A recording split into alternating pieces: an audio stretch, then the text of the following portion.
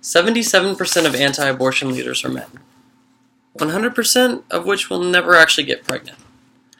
Hello, my name is Chad French, and I'm here today to help you understand why a man has no ground telling a woman what she can and can't do with her body, but he does have every right to support her decision.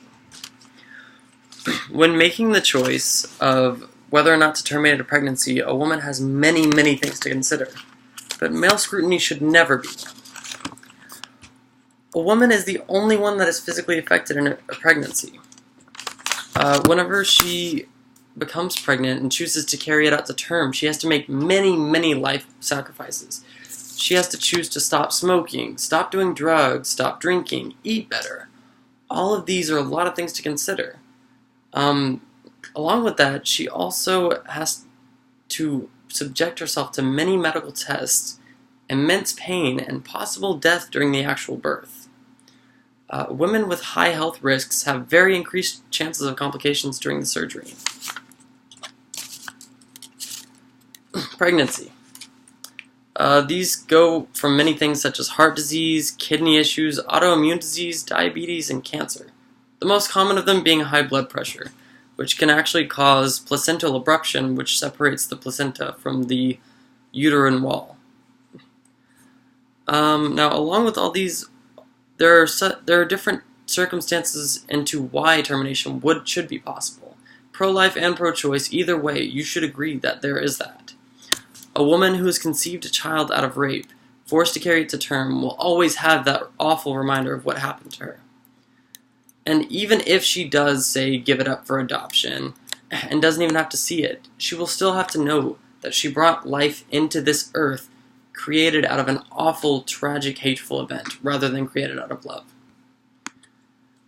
In a lot of ways, people like to say that abortion is inhumane or not fair to the child. Well, it's not, because at that point, it's not a child yet.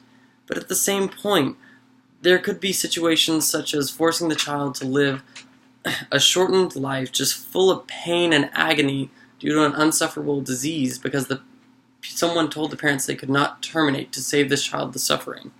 These diseases go from trisomy 16, NTD, Turner syndrome, triplotomy, and several other things. Now, you can live with these diseases, yes, but a lot of the times if they do live with them, they're just suffering until a few weeks later when they die.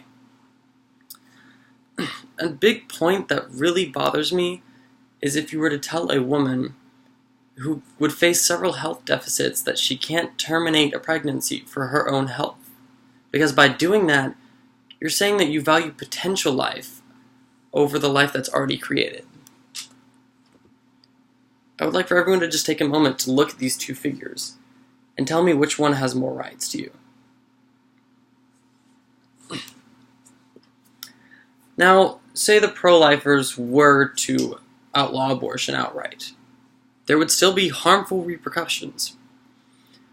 If a woman is dead set determined on getting an abortion, there's no changing her mind. And just because we outlaw it doesn't mean it's not going to happen. They'll take to terms such as black market abortions, risky over-the-counter pills, even wire hangers back from the 1950s. This will not stop them. They have reason for doing what they are doing. Making it impossible for them to do it won't stop it.